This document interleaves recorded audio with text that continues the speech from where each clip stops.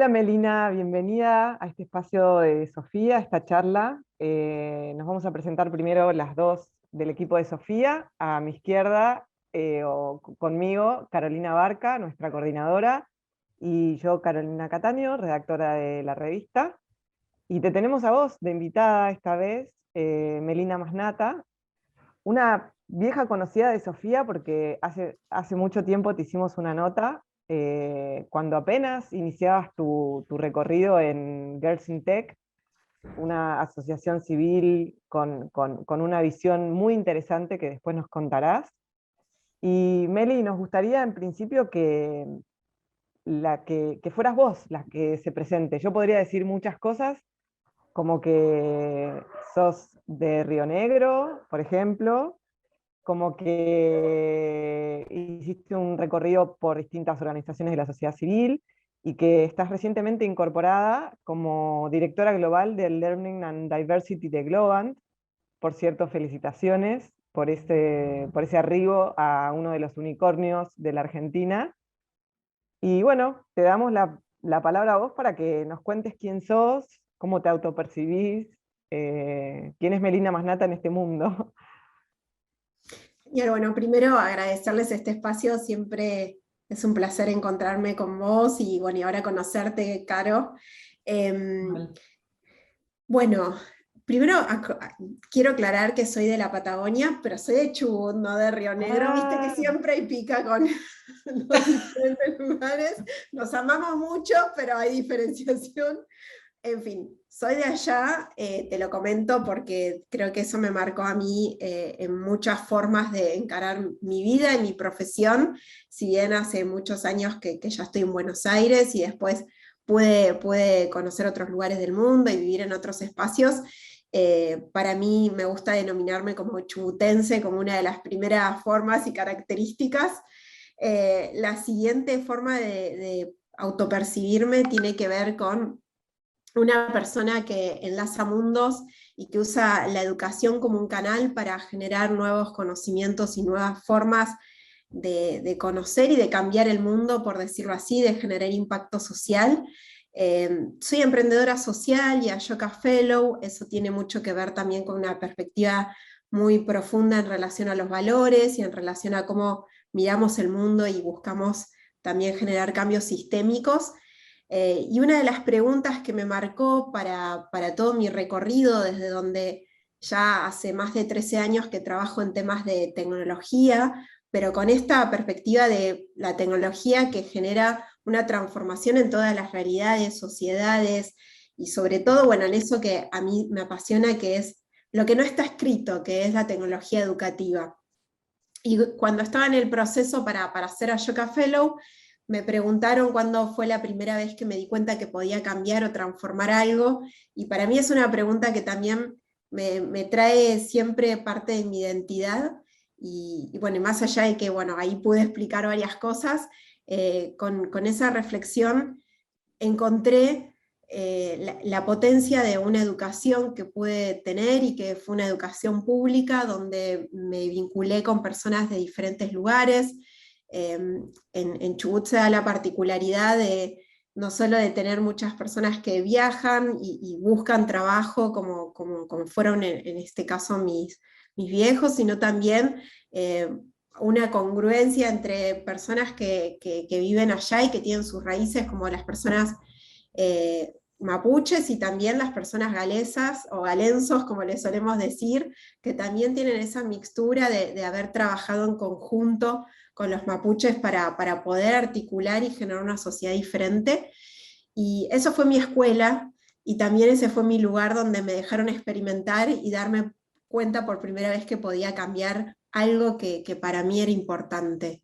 Y creo que eso me denomina y me marca un poco mi identidad y a dónde voy siempre. Si bien después tuve un montón de caminos más académicos, hice la licenciatura en Ciencias de la Educación, hice una maestría de la cual me acompañaste mucho en el proceso de la escritura de la tesis, que fue tan desafiante porque tenía que ver con trabajar con escuelas de frontera en la provincia de Misiones, y también hice un recorrido si se quiere, no solo pivoteando el mundo académico, que tiene mucho que ver con la construcción de conocimiento, sino con el mundo de la enseñanza y a veces con una enseñanza que no es tradicional, ¿no? Que por ahí está en la transformación de las profesiones, como el periodismo, y ahí pude trabajar en diferentes proyectos en donde atravesamos con tecnología y desde la tecnología creábamos otras realidades y formas de pensar ese conocimiento. Algo que me marcó mucho es trabajar justamente en ese cruce de tecnología, educación y en la transformación de profesiones, en la transformación del impacto, tanto por ejemplo, con el mundo de la medicina, como por ejemplo con el mundo del activismo y el acceso a la información, el acceso a derechos. Y también, bueno, el último tiempo trabajando un poco en todo lo que tiene que ver con la diversidad y con foco en mujeres.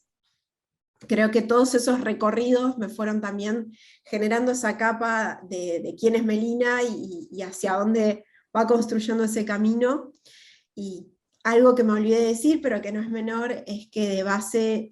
yo estudié arte, fui bailarina clásica y ese fue como un camino y una puerta para entender muchos de los procesos creativos que a veces los pensamos como difíciles o que hay que tener un talento y que hoy más que nunca entendemos que no y que tiene que ver con procesos, con metodologías y sobre todo, de nuevo, con la educación. Y ahí vuelvo de nuevo a esa escuela y a todo eso que me marcó de acá en adelante para pensar que hoy es el diferencial más grande que tenemos las personas, poder aprender y construir con otros conocimiento. En eso que contabas de cuánto el entorno influyó un poco en y sigue influyendo hoy en tus decisiones y en tu manera de concebir y de seguir creando, ¿hubo algunas personas o experiencias que te hayan marcado, alguna que tengas para contar? Porque después vamos a hablar un poco más, tengo muchas preguntas de lo ecléctica o en los papeles poco convencional, si se quiere, que es tu carrera. Pero bueno, ¿hubo alguna persona o algo que te haya inspirado de manera concreta y a lo que vuelvas ahora de más grande? Uy, sí, tengo un montón y siempre me cargan en mi entorno cercano porque tengo como un pool de personas, un equipo, yo digo, de personas a las cuales recurrir y que me han marcado, pero también a recurrir para no olvidarnos quiénes somos y verdaderamente, ¿no? Como cuando tenés esos momentos eh, de desafíos personales, sobre todo por esto que decís, Caro, de las carreras eclécticas no es tan divertido, digo, hay que poder también tener la valentía de estar cambiando todo el tiempo, y eso no es común y tiene un costo alto, y entonces tenés que tener un pivote y un lugar donde poder volver, yo siempre digo como una casa, y creo que sí, primero me marcaron mucho como algunas personas, como docentes que tuve sobre todo en la infancia, en la primaria, que confiaban, o sea, yo viéndolo ahora con un proceso más de reflexión sobre la práctica docente, y ya si queremos le ponemos categorías, veía que como era una comunidad chica, en general también de personas que, no sé, mi profesor de artes plásticas, por ejemplo, era un artista plástico, y era una escuela pública, de nuevo, entonces tenía como personas muy interesantes que no es que te enseñaban algo que lo aprendían para enseñar, sino que lo hacían. Y eso también tiene una riqueza muy interesante, y yo creo que en ese entorno las personas que fueron docentes me marcaron un montón. Y después, también cuando vine acá a Buenos Aires, cuando estuve en el Colón, cuando estuve como con experiencias por ahí de adolescente, pero con mucha responsabilidad y en un tiempo donde no se usaba el WhatsApp o todo lo que tenemos hoy en tecnología. Yo me acuerdo que llamar por teléfono era carísimo, si hacía un llamadito, ese mes no podía hacer otra cosa. Eh, Creo que ahí también hay algo lindo porque aprendí mucho de un tipo de disciplina que a veces se ve como negativa, pero que en general tenía más que ver con la superación y con entender un proceso más artesanal. Si bien a veces estamos muy acostumbrados a conectar el mundo de la danza con algo exigido y exigente, hay un proceso que hoy lo agradezco un montón de haber aprendido en ese momento, que tiene que ver con esto, con con transformar, con darle maceración, con darle tiempo, con entender dónde están también tus debilidades y poder hacer un pivote y también tus fortalezas y poder llevarlo a otro nivel. Y ahí yo tuve también maestros y maestras muy buenas y muy buenos, y también muy críticos desde muchos temas y muy negativos, y que yo en ese momento quizás me peleaba o me enojaba, pero que después con la retrospectiva y con el tiempo lo vas como agradeciendo y entendiendo porque eran las personas que te tenías que encontrar. Entonces sí, tuve varias personas, pero creo que también ahí el gusto de la educación apareció con eso transformador que son para mí las personas que crean otras profesiones, que son quienes nos educan, y que por eso es maravilloso también, algo que en el mundo a veces se pierde, a veces no se valora, pero que tiene tanta riqueza. ¿Qué resabio hay en tu alma del cuerpo bailarín, digamos? Creo que ahí lo que me quedó es un ejercicio muy fuerte de lo que por ahí se conceptualiza y se habla del flow, hoy está muy de moda, de Csikszentmihalyi hace muchos años que lo viene desarrollando, pero es de ese lugar del punto de equilibrio, donde estás como conectando con algo que te sale muy bien, pero que todavía te falta para terminar de ser máster en eso, y en eso hay un placer, y como vos decís, por ahí te pones a cantar, y te olvidas del tiempo, te olvidas de fluís. Y creo que me quedó a veces conectarme con esos procesos, también con la presencia, porque en los procesos creativos hay mucha presencia, y yo creo que es un desafío grande que tenemos en nuestro tiempo, y todo el tiempo estoy como peleando internamente, sobre todo en las redes y con todos los estímulos que tenemos hoy, pero cuando bailás estás en presencia absoluta, estás también en una situación muy particular de vulnerabilidad, porque de hecho hasta la danza siempre estás como, incluso hasta casi desnuda y desnudo en tus emociones, en tu cuerpo, y eso también me da mucha humildad, que es algo que uso un montón porque es lo que necesitamos para seguir creciendo, y, y creo que también dentro de ese proceso algo que me quedó de ese disfrute es compartir con otras personas, porque aunque vos veas una prima bailarina, no estás en un espacio solitario. Hay muchas personas, muchos procesos y muchos canales en los que se están como confluyendo en ese movimiento. Y también me quedó una gran lección que la aplico siempre. Hay veces donde cuando trabajo en tecnología todo es nuevo, hay que construirlo, hay que crearlo, no hay nada de antecedente. Y, y yo siempre digo, ¿no? Es como también andar en bici, que también es vinculado al movimiento, a lo cinético, que es el equilibrio lo encontrás cuando bailás, cuando estás en movimiento. Nunca lo vas a encontrar en un momento de quietud. Y creo que eso es algo que también me quedó y que lo aplico un montón cuando trato de decir, ay, no sé qué va a pasar acá. Y digo, bueno, no, sí, vamos para adelante, que esto se va a ir definiendo en la Las marcha. calabazas se acomodan andando, el carro, los melones. Totalmente, es algo así. así. Esto de que estuviste en muchos roles, esos que no tienen, son difíciles de pronunciar, pero también en distintas disciplinas, esto de, bueno, bailarina en un lugar como, bueno, el Colón, como con un alto nivel de exigencia, después estudiar ciencias de la educación, emprender socialmente, crear una ONG con una alta demanda, y ahora pasarte al sector privado. Bueno, yo en eso tengo una historia parecida de emprender, de estar en el sector privado y de pasarme ahora a algo más de tercer sector, de que el lado, que era mi lado B, al A, y me sentí muy identificada, y creo que muchos otros que escuchen esto pueden sentirse identificados con esto de cuando uno cambia tanto en lo externo. Yo pensé, cuando me vine a Buenos Aires, que trabajaba en Fiat, carrera corporativa, dije, se rompe mi LinkedIn. No sabía, ni siquiera, es como, ¿cuál es el puesto que sigue? No tenía ni idea. Y hay algo que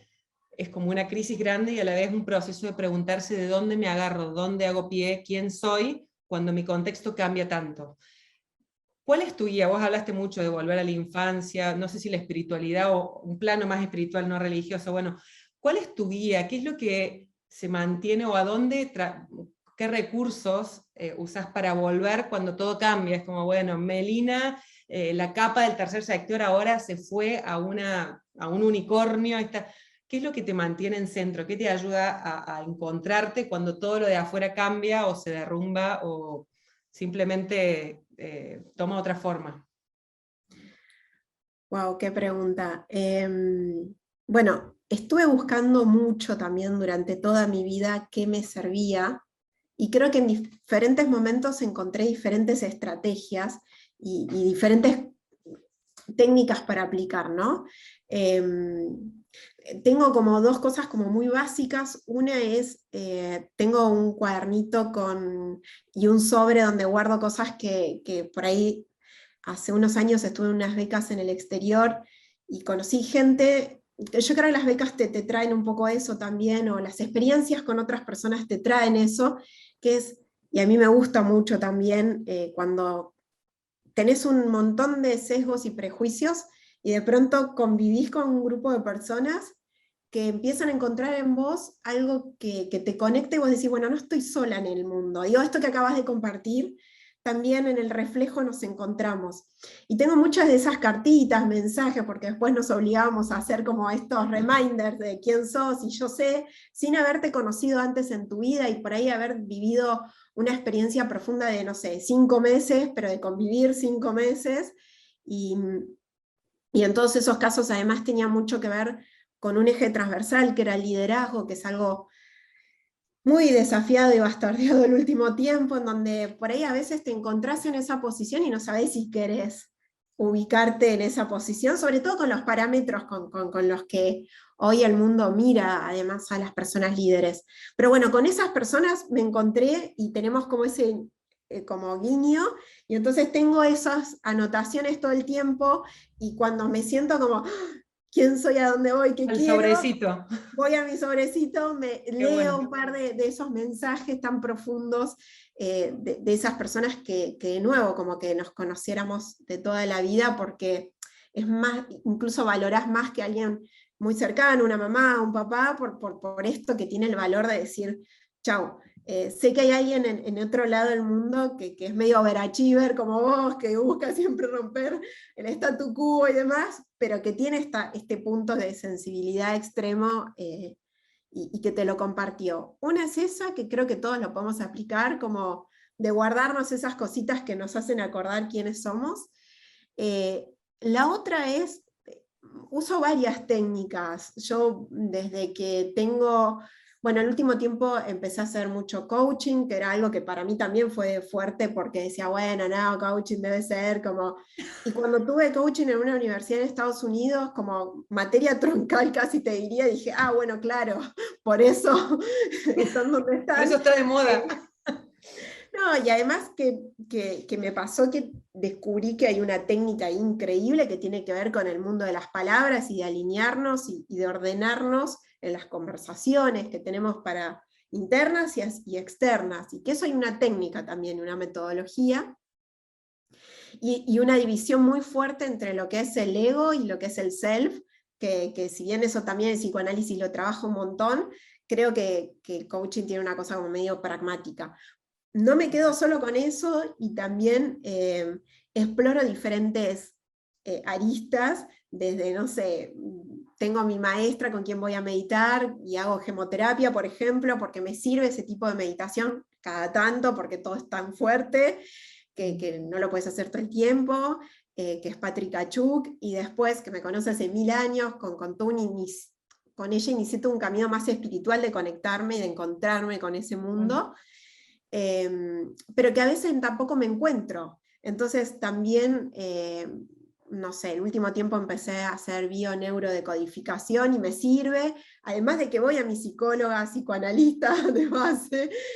lacaniana, digo, trato de tener ese mix de cosas que me sirven para acompañarme, y sobre todo en los grandes momentos, como vos dijiste, Caro, de movimientos. Yo lo que puedo entender es como eso que se llama el aura, de saber que va a venir ese momento, es la frase conócete a ti misma, y me armo la red de contención, porque ya sé que me va a pasar, que voy a ir como un loop descendente, en donde a veces la paso muy mal, si bien por ahí al exterior es como que muestro una fase que está todo bien, es todo, y eso es muy también de la danza, de estar como pasándola re mal físicamente, pero mostrar que está todo bien, y yo el último tiempo también me llevó mucho trabajo interior, pero voy haciendo como esas diferentes capas, porque creo fehacientemente que somos personas de capas, que usamos un racional, que usamos algo más de movimiento. De hecho, el último tiempo empecé a hacer algunas meditaciones en movimiento, que también fueron como, wow, claro, va por acá. Pero por ahí después, en unos años, o la Meli, no sé, de 10 años para atrás o para adelante, no le sirve. Entonces, lo voy mutando también, y me gusta mucho explorar todo eso que me pone en jaque, incluso con mis propios sesgos. Que digo, no, esto debe ser medio trucho, esto no debe estar muy bien, esto es la moda, no sé qué, pero después me empujo y digo, vamos. Creo que el motor es la curiosidad también, ¿no? Como... Bueno, pero qué espectacular lo que decís, ahí te dejo, pero sobre lo que decías recién. Primero, se puede mantener cierta solidez frente al mundo, frente a las responsabilidades, e igualmente estar en crisis, como que en general no sé si tendemos a esa asociación de, o personas que tienen como un perfil alto o algo, es como, bueno, primero obviamente no comernos solo el personaje, y tampoco desmerecer el personaje de, hola, vos podés sostener cierto nivel de responsabilidad, ya podemos después hablar de liderazgo y de lo que eso significa, y a la vez saber que estás viviendo un proceso que ya te conociste y que sabes que lleva turbulencias, pero que eso no termina por devastarte, porque sabes salir al encuentro de herramientas, y qué espectacular, creo que tiene que ver con la humildad que hablabas al principio, esto de, che, no sé si fue el caso, pero el coaching me parecía que era biribiri, y de repente hoy creo que me puede ayudar, entonces contrato una coach, o de repente, ¿qué es eso de bio, neuro, no sé qué, yo soy de otra cosa? Y cuando llegue el momento de necesitarlo, tener la humildad y la curiosidad de probarlo, y de cómo me parece que para quienes se animan a seguir un camino que no está tan definido, encontrar y estar atenta a lo que en ese momento estamos necesitando, es como una clave que nos ayuda a atravesar la vida, que a veces se puede poner complicada, y me parece que personas que, bueno, vos sabes que sos una persona exitosa, te definiste como overachiever, muchas veces como generan cierta distancia con el camino personal de los simples mortales. Y en realidad la búsqueda de cada uno está llena de estos momentos de, bueno, entro mi vida cambia y busco herramientas y me puedo animar a encontrarlas en donde pensé que no estaban para mí. Me parece como súper valioso eso, así que qué bueno que lo compartas y que no solamente veamos nada. Meli, más de 50 publicaciones de papers, bueno, eso tiene también otra parte de búsqueda y de herramientas que bueno, que van haciendo quién sos también. Buenísimo, gracias por Está compartir. bueno esto, sí, y está buenísimo esto que decís, porque creo que a veces hasta nos anticipamos a esa versión nuestra que no es la que está viendo todo el mundo, pero vos ya le cambiaste esa piel, y te sirve un poco también sostener esa versión que todavía no es el 2.0, que todavía le falta como ese upgrade, pero vos ya lo estás procesando. Entonces me parece que las personas también, eso, lo que está bueno es como tenerlo muy presente, y si es algo que te sirve, ¿no? Porque también justo el otro día estaba conversando con un grupo de personas que lleva un proyecto mundial muy, muy increíble, que lo hace muchos años, que se llama The Wellbeing Project, y un poco como que yo le decía a esta persona, bueno, a veces me canso de estar queriendo como ser así, de querer llevar todo como a un extremo, y darlo vuelta, y por ahí la gente lo ve exitoso, pero también es un peso muy grande, porque yo también tengo ganas de estar en la playa tomando caipirinha y no cuestionándome. ¿Quién te manda todo el tiempo estar con alguien que te respire la nuca? Te digo que no es nada fácil, y a veces digo, a veces con mi pareja, viste, no sé, es el chiste recurrente, como basta, como también es agotador. Y esta persona me dijo algo que me dio como un pie para amigarme ahora a los 38 años también con algo que para mí es como una carga a veces, que es como, me dijo, bueno, pero en general estas personas somos las que queremos como cambiar el statu quo. Entonces, siempre te va a pasar de estar mirando como, vamos a ir un poquito más ahí porque eso está muy tranquilo. Y me gustó porque dije, y sí, bueno, y un poco lo conecto con esta metáfora del movimiento, vamos a poner un poquito de rock, que esto es lo que sabemos que tenemos, y que también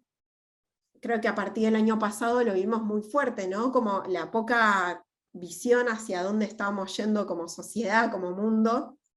movilizó mucho todo esto, y para mí yo lo agradezco incluso ahora en las Olimpiadas, que hayan personas como Simone Biles y un montón hablando de, pará, no es tanto lo que se ve, tenés una lucha interna, y creo que el desafío que tenemos ahora como generacional e intergeneracional, pero de este momento histórico,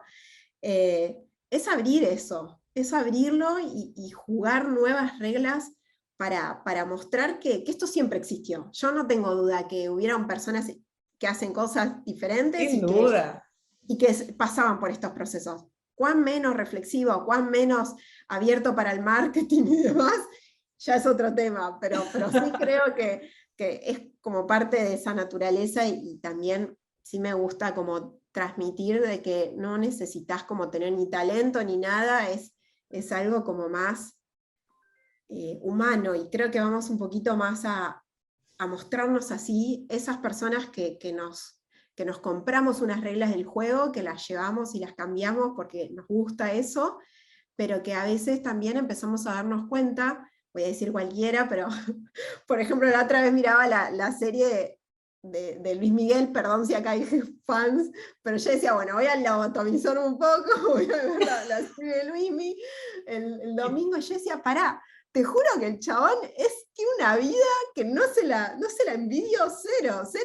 Y toda la serie te muestra eso, como el éxito, pero a costa de.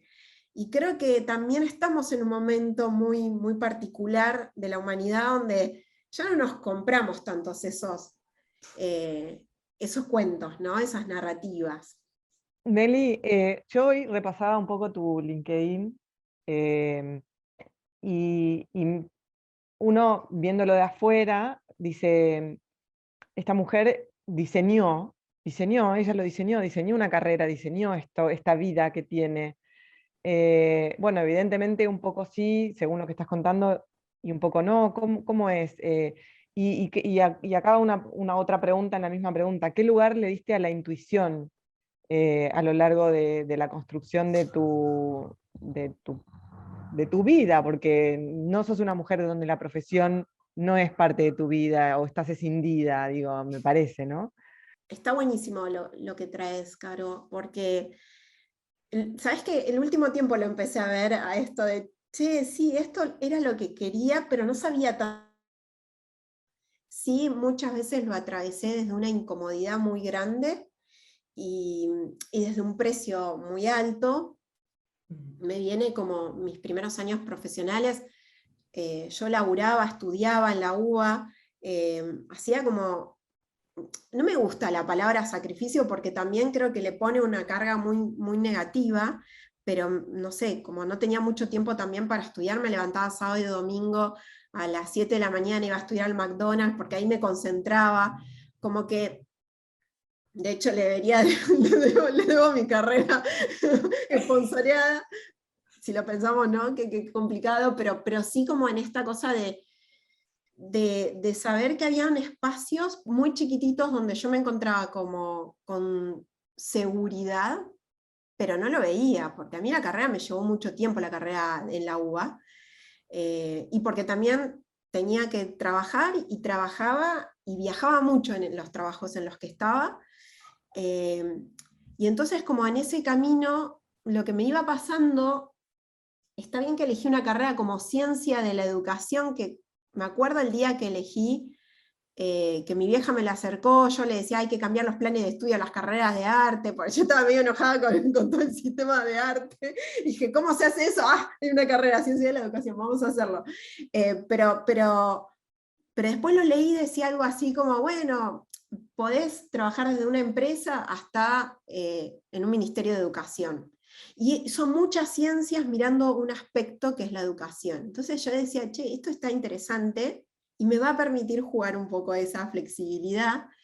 del diseño, Y realmente si yo veo todo lo que te daba el perfil del egresado o la egresada, lo logré hacer porque no me aboqué a un lado, pude como cubrir todo y creo que te da esa porosidad, que mientras lo cursás también la universidad pública tiene eso, nunca entendés muy bien a dónde va, los planes de estudio siempre son muy eclécticos, pero te da también, si lo podés potenciar, como la capacidad de juntarlo y unirlo. Y me pasaba que cuando iba buscando roles modelos, porque hay mucho de eso también, no encontraba uno, encontraba varios con diferentes cositas, como que yo decía, esta persona me copa por mirá cómo mueve o hace esto, o esta otra persona mirá lo que está en lo que está diseñando, y si bien sí, al principio tuve una gran maestra que fue Edith Litwin, que fue quien creó UA21 en Argentina, que para mí fue como conectar un montón de conocimientos, incluso el mundo del arte, para explicarte una clase de didáctica con tecnología, pero ella me enseñó la convergencia, no había puestos de trabajo o roles como parecidos en ese momento, entonces medio que también ahí hubo algo que sí estuvo muy conectado con la intuición de decir, a mí me interesa hacer de lo que vaya haciendo en el día a día como una parte que tenga que ver con, no sé, por ejemplo, dar clases, investigar y estar en un proyecto de innovación. Entonces, muchos años hice muchas cosas muy diferentes, que estaba en un equipo de investigación, daba clases por otro lado en Flaxo o en la UBA, y después estaba en un proyecto con un organismo internacional que por ahí era de innovación, que era muy, muy disruptivo. Y entonces yo tenía como muchos sombreros y me encantaba eso también, porque a veces no se juntaban, a veces no tenían nada que ver uno con el otro, pero a mí me daban un poquito como esa libertad, y hoy viéndolo más desde las metodologías ágiles y las metodologías conectadas con la tecnología, como de prototiparme, ¿no? Como que hay un momento donde vos no sabes muy bien quién sos o a dónde vas o qué querés, pero puedes hacer esa versión, y me pasaba que por ahí lo podía ejercitar en un horario con un rol, y en otro tenía mi lugar como más de seguridad, en donde decía, bueno, acá descanso, y no me sentía juzgada, porque además ahí estaba hace 7 años, entonces tenía como otra libertad, y creo que más allá de la incomodidad iba buscando estrategias donde poder hacer puntos de contacto, y sí creo, y ahí conecto con esto de la intuición, que pude conectarme con gente muy interesante, que por supuesto me abrió los ojos y confió en mí, y confiaba en mi mirada, pero que además de todo ese proceso a mí me permitió mucho encontrarme a veces que cuando no estaba a gusto y tenía otros pool de cosas, podía correrme. Como que yo sabía que si habían cosas que no me cerraban, que tenían más que ver con el componente ético, con el objetivo, y no por maldad o por una perspectiva más maquiavélica del otro lado, sino a veces por cómo se van las cosas, y yo decía, no, acá no me siento que esté conmigo, o con lo que yo quiero hacer o lo que yo quiero construir. Y muchas veces me pasaba que, por ejemplo, del otro lado recibía como mensajes como, ay, pero ¿por qué te vas de ese lugar? Ganás re bien, estás en un superpuesto. Yo les decía, bueno, pero no me siento cómoda, hoy no sé qué es, pero es esto intuitivo de no va conmigo. Entonces creo que sí le prestaba mucha atención, y yo creo que el parámetro del intuitivo tenía que ver con los componentes más éticos que con algo más racional, ¿no? Como no me gusta la forma en que nos tratamos y estamos hablando de, por ejemplo, de procesos de aprendizaje. Viste que hay contradicciones todo el tiempo, entonces eso conectado también con un campo que se fue construyendo y que me permitió a mí pivotear y por ahí como compartir ese mini hack de buscar un lugar donde puedas llegar, pero animate a hacer otras cosas. No es esa disrupción que hoy se ve mucho, o que lo vemos muy en los mensajes de la nueva startup y bla, como no es necesario un corte, pero sí hay un camino que está conectado con una misma y con lo que crees que te está haciendo bien o no te sentís a gusto. Y ahí yo siempre me pregunto qué se diría Melina a los 80, 90 años, si se juzgaría o no. Esa es como mi última pregunta que me hago cuando digo, bueno, tengo 80, 90 años, ¿me voy a criticar por haberme quedado ahí? Espectacular este O no, recurso, haber total. pateado no sé.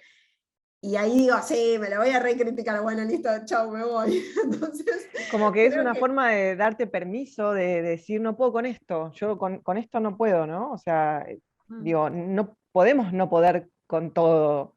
o con todos los universos que probamos, digo, sobre todo en personas tan curiosas que prueban tantas cosas, o que van por distintos mundos. em, Sí, podemos eh, no poder y podemos no elegir también. Para mí eso exacto. de la perspectiva de los 90, yo también lo pienso mucho, o el día que me muera, porque yo decía, bueno, ¿qué voy a estar pensando? Eso de quizás podría, pero elijo no. Eso requiere hasta casi que más libertad, porque me parece que es como muy, muy válido y uno tiene que estar muy conectado, porque por ahí si está conectado más con lo externo que con lo interno, por un lado te mareas, porque lo externo siempre hay muchas voces, pero siempre hay alguna más, o de los padres, o de un referente que te dice, dale, seguí, no sé, si te pagan muy bien, o si eso te va a permitir hacer carrera, o si te da estabilidad. Bueno, y uno que quiere escuchar eso y ser consistente con eso es un paso grande. Me encantó ese mini recurso de, bueno, cuando esto pase el tiempo, ¿qué va a ser lo importante? Que a veces en la diaria se mezcla. Hablaste hace un ratito de, bueno, el liderazgo, si uno lo quiere ocupar o no lo quiere ocupar, cómo. También las mujeres tenemos históricamente menos referentes, las mujeres estamos hace menos tiempo en la historia ocupando puestos de liderazgo. Yo estudié recursos humanos, mi tesis fue sobre el liderazgo femenino y digo en eso, bueno, hubo y todavía hay muchos referentes de liderazgo de mujeres, pero masculinizados, entonces en esto de encontrar una versión propia, sin traicionarnos también, sabiendo que hay reglas del juego, que uno por ahí tiene que jugar, pero a la vez hasta qué punto sin traicionarse si uno quiere otra cosa. Bueno, ¿cómo lo viviste vos? ¿Cómo influyeron los liderazgos en general? Y si quisieras en particular contar de otras mujeres, porque uno obviamente tiende a inspirarse sin género, pero también cuando hay alguien de tu mismo sexo que admiras o que al revés, te pincha, como que uno se siente identificado de una manera particular a veces. Bueno, ¿cómo es tu experiencia con otros liderazgos y con forjar el propio? Bueno, está buenísima esa pregunta también. Vuelvo a esto que me pasó mucho tiempo, que es, capaz no encontraba una sola persona, encontraba varias personas que le encontraba cosas interesantes, y creo que eso también está bueno como en esta construcción que a veces le ponemos una expectativa muy alta al líder, y también es muy difícil para la persona que lidera, en donde le damos toda esa carga, ¿no? De, bueno, tenés que además ser perfecto o perfecta, tener un comportamiento espectacular, nunca poder decir que te equivocás, como una carga muy, muy intensa, que yo creo que el último tiempo lo pudimos como hackear en algún sentido no muy lejano, y que también hoy, no sé, digo, traigo esto de las noticias, pero el domingo lo vimos a Messi llorar y nos parece un líder, no deja de ser el número 10 y siempre como ordenando en la cancha, para usar esas metáforas, pero de pronto lo vimos en una situación de vulnerabilidad que nadie se lo iba a imaginar. Y creo que ese es el ejemplo también que nos da más libertad para pensar en ese liderazgo que ahora se necesita reconstruir 100%, que lo que me fue pasando el último tiempo y con estos espacios donde me encontraba por ahí por las becas, con jóvenes líderes que nos ponían como ese título, jóvenes líderes, y también esa carga que decíamos, no sé si tenemos tanto, y por ahí después una experiencia muy intensiva de formación, teníamos que volver a nuestros países a hacer algo transformador, y la realidad es que lo que más nos pasó a todas esas personas, viene ahora una de mis experiencias que fue en el 2017, y que fue muy transformadora, es esto, es de ir al meollo, de preguntarnos por qué estamos en esas posiciones. ¿Lo elegimos? ¿Nos sale cómodo? ¿Lo queremos seguir sosteniendo cuando entendemos cuál es el impacto que tiene? ¿Dónde está además nuestro punto también de libertad en todo eso y de libertad para crear otros modelos de liderazgo? Creo que en esas experiencias donde trabajé mucho esa definición y con otras personas coetáneas y muy similares, donde por ahí al principio te veías y decías, no tenemos nada en común, vos te dedicás a, no sé, a una empresa a trabajar este aspecto o a la política, o en mi caso, no sé, me dedicaba en ese momento a todo el mundo académico y por ahí decíamos como no tenemos nada que ver, cuando empezamos a sacarnos las capas y nos empezaban a desarmar, por decirlo así, nos encontramos y decíamos, claro, no, estamos como todas las personas como con el mismo corte, con las mismas necesidades y las mismas búsquedas. Y ahí creo que desarmé un poco también esto de decir qué esperamos de esos líderes y qué queremos también como sociedad y cuál es nuestro lugar también de compromiso, porque hay algo que tiene que ver con que todas las personas tenemos ese potencial, con que todas las personas también tenemos que poder autoliderarnos y poder tener como esas mismas skills que vemos en los líderes, en los grandes liderazgos, implementarlas en nuestras vidas también y en nuestra historia. Y yo creo que esas no son herramientas que se comparten tanto. Yo aprendí que existen, que me enseñaron un montón de esas herramientas, y creo que mi compromiso el último tiempo fue también transmitirlas siempre que podía, ¿no? Siempre que alguien también estaba con la apertura a querer conocer más, a querer abrir y construir algo diferente, poder como darle y acercarle esa experiencia que para mí fue todo un camino y un recorrido. Y volviendo un poquito a tu pregunta, justo el año pasado había quedado en una beca que nos eligieron a 50 mujeres de todo el mundo, para ella y UK, que no pasó porque vino la pandemia. Entonces este año dijeron, bueno, ya que venimos en el segundo año, no vamos a rediseñar esta experiencia. Éramos mujeres que teníamos al menos 10 años en el mundo profesional. Bueno, vamos a hacer esto virtualmente. Entonces, yo la verdad que no le tenía mucha fe porque decía, bueno, una experiencia virtual, no sé cuánto se lo va a bancar también cuando ya estamos medio cansados todos de las pantallas, y todas. Y empecé a encontrar también esto que es las comunidades, ¿no? Como que lo tenían esas otras experiencias y acá lo volví a encontrar. No importa la raza, no importa la creencia, no importa, pero sí hay algo que importa y nos marca mucho como mujeres, que tenemos estrategias, sobre todo por lo que nos da el contexto, que las tenemos que desarrollar, diferentes de liderazgo. Y que, como vos bien dijiste, no tienen que ver con ese liderazgo amoldado a la abeja reina, a poder tipo llegar y patear la escalera para que nadie más llegue, o de camuflarte y tener estrategias súper masculinizadas, bueno, que eso ya tampoco va más. Y ahí tuve varias profesoras, unas genias, porque la verdad que tenían como la capacidad de darte como mucho conocimiento teórico, pero después de acercarte a algo muy práctico, que es,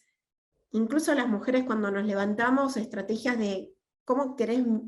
transformar hoy tu forma de liderar, y nos daban como pequeños tips que vos decís, claro, no nos estamos dando como esa proyección de cómo querés que te vean, y cómo también vos te querés challengear, y cuáles son tus propios objetivos desde el liderazgo,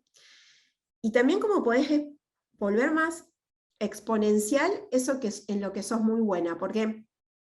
durante muchos años hubo un paradigma muy grande donde yo te hacía, y vos que venís también del HR,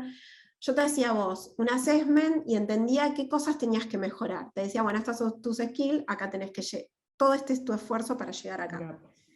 El nuevo approach, y sobre todo que tuvimos, porque a las mujeres eso nos es muy fácil también de decir, todo lo que me falta listo lo voy a poner. El nuevo approach, que es muy diferente, trabaja sobre identificar lo que sos muy buena, cuáles son las habilidades, y se sabe que hoy hay más o menos entre 6 y 7 habilidades que durante toda tu vida la vas a tener, y a veces cambian de ranking, pero van a ser esas. No sé, perseverancia, como creatividad, curiosidad, por decir algunas que nos acompañan en todo nuestro recorrido de vida.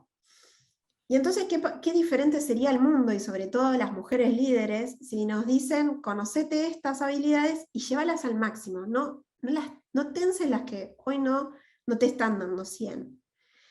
Y para mí fue como, wow, claro. Y esa fue la primera clase, imagínense todo lo que venía después, y también como muy enfocado en eso, en lo que somos buenas las mujeres, y que quizás tiene que ver más con un liderazgo más comunitario y no tan agencial o más straight to the point, que no digo que esté mal y no digo que no haya mujeres que no lo hagan, sino que las tendencias muestran que, también por una herramienta de supervivencia que tuvimos que desarrollar, todas nuestras habilidades y características hoy son más acordes al mundo que necesitamos. Y de hecho, sin ir más lejos, cuando empezamos a ver quiénes eran los países que mejores manejaron situaciones como la pandemia, eran mujeres líderes las que estaban detrás. Y yo celebro eso porque creo que, independientemente de nuevo, si podemos decir, bueno, sí, pero son súper masculinas, después la tenés a la primera ministra de Nueva Zelanda, donde tiene otro estilo, digo, había variedad. Y en esa variedad había esta mirada comunitaria de que cuando los problemas son grandes, no los podemos enfrentar con un objetivo. Tenemos que poder entender cómo eso se articula y cómo lo podemos cambiar sistémicamente. Y ahí estamos muy entrenadas, por un instinto de supervivencia, pero también porque la sociedad nos dejó lugares tan pobres o tan chiquitos que tuvimos que poder poner a 1000 todos para poder llegar ahí. Entonces, creo que es un ida y vuelta, pero para mí fue muy lindo también encontrarme con que no estamos solas, con que esto está sucediendo, con que si te interesa más podés ir a lugares a aprenderlo, a encontrarte con otras personas, y no solo mujeres, sino otras minorías. Y para mí la esperanza que tengo en todo este proceso es, también lo vamos a cambiar. Ya se habla mucho de esto, no sé, hace unos años no se hablaba de los líderes, sino que te mostraban un CEO y era como increíble, pero a mí me pasó mucho por el trabajo de estar con adolescentes, de darles las herramientas para que cuestionen esos liderazgos también, sobre todo, por ejemplo, cuando vos, pobre Steve Jobs, pero bueno, lo voy a traer, todos sabíamos que tenía esa cosa de genio único, pero era muy mal gestor de equipos, y tenía como una mirada súper déspota en relación a eso. Y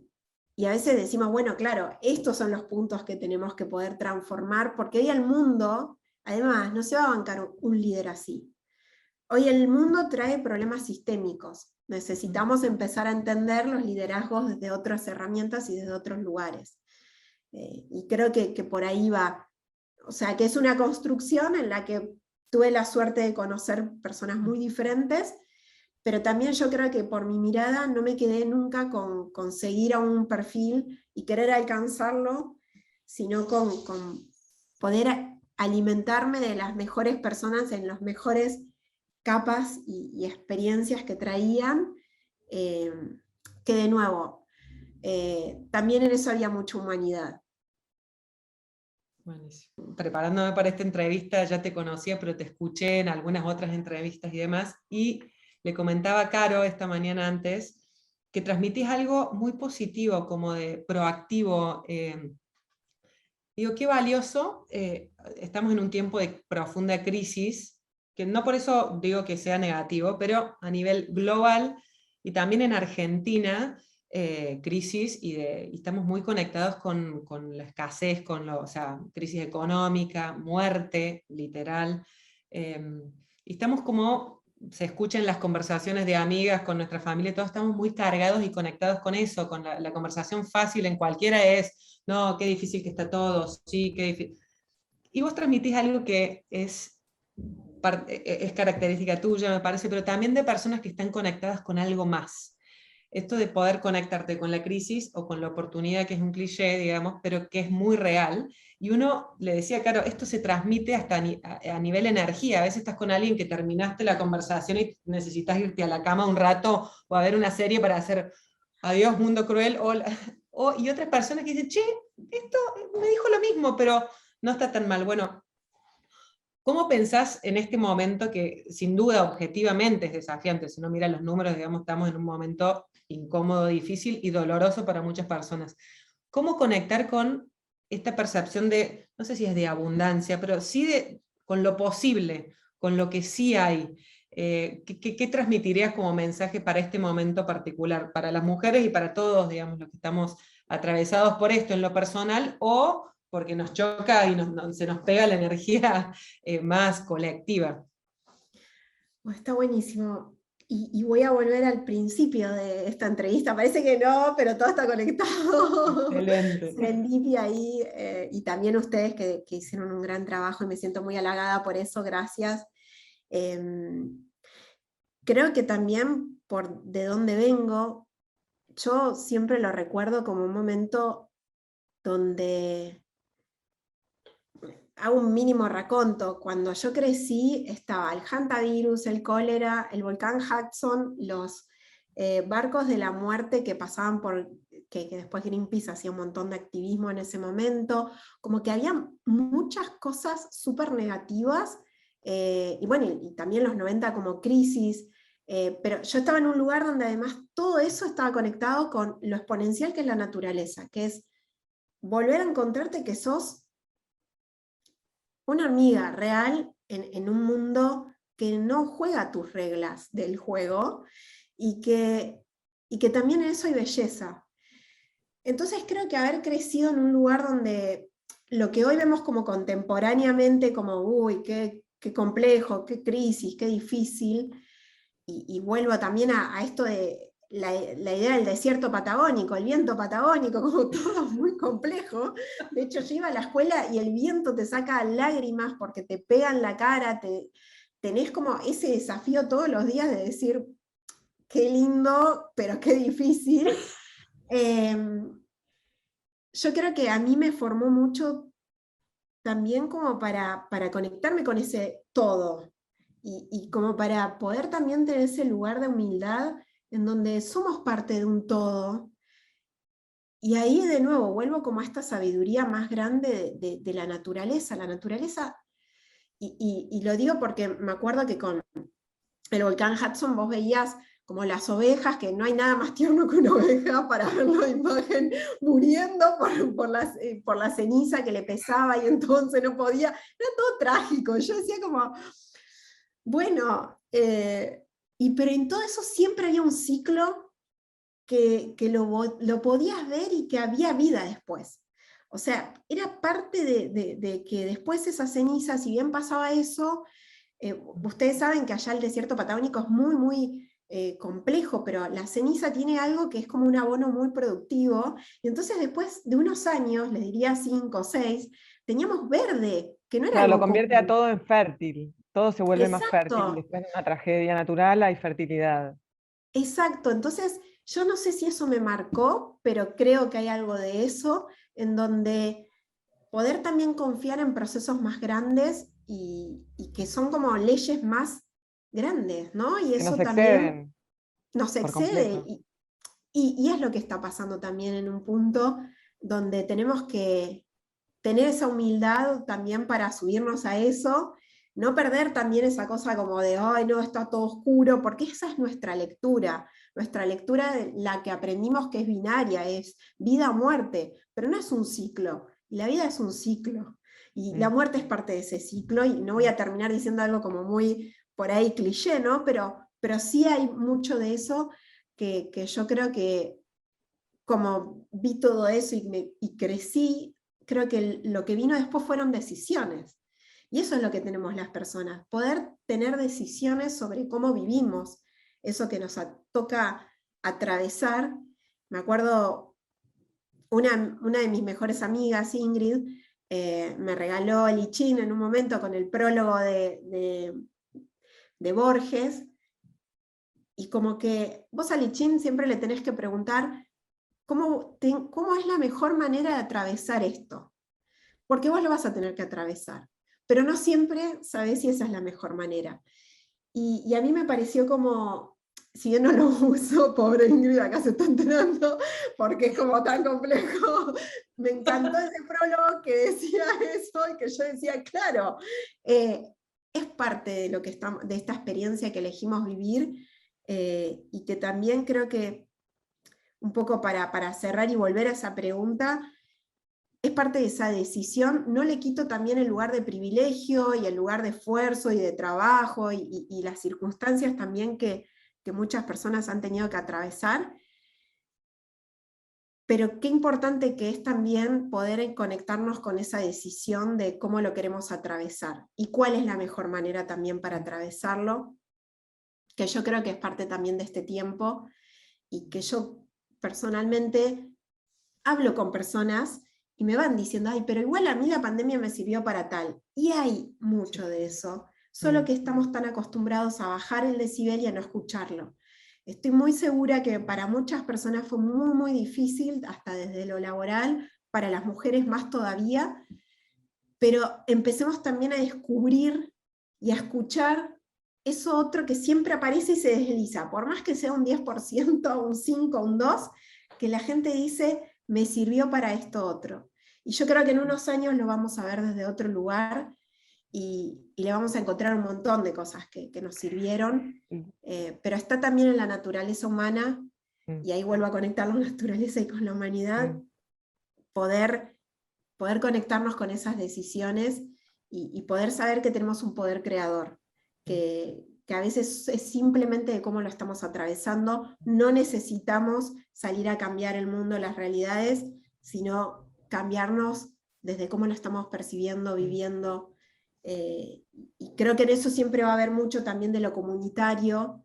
y que tenemos esa cosa como de conectarnos, y que creo que ahí, cuando nos estemos sintiendo que por ahí es algo que nos pasa, bueno, la pandemia vino a mostrarnos que también no nos puede pasar solitariamente, nos tiene que pasar en grupo, en colectivo, para resolverlo colectivamente y en grupo, y para encontrarnos con lo más genuino que nos estábamos olvidando. Bueno, Meli, por nuestra parte, Caro, ¿querés cerrar con algo o le doy...? No, agradecerte inmensamente, porque creo que, cerrando con lo que vos compartías, creo que has atravesado un montón de lugares a lo largo de tu carrera, de estos 38 años, pero qué lindo que te dejes atravesar por esos lugares y que lo compartas.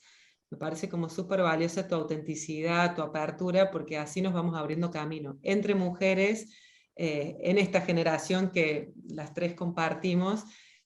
Cada uno tiene una parte en esto de volver al todo, y que te agradecemos por compartir la tuya de una manera tan genuina y auténtica con Sofía y bueno, con toda nuestra comunidad.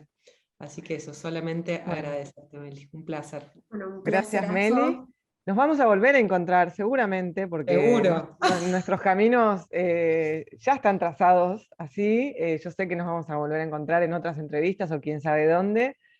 Siempre para mí es un crecimiento, un aprendizaje, una amorosidad encontrarme con vos. Si alguna vez trabajás con Meli, sabe que te va a llegar un mail a las 6 a.m. Ahora los programo.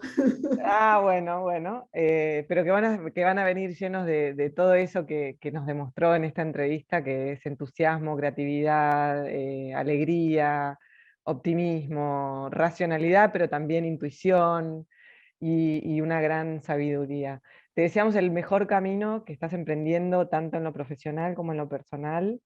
y gracias. Un beso desde acá.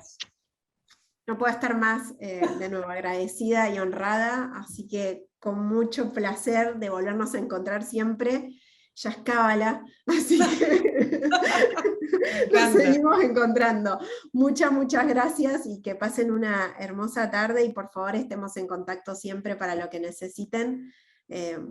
Para mí no puede haber mejor momento y de poner en valor todos estos recorridos que un diálogo, porque creo que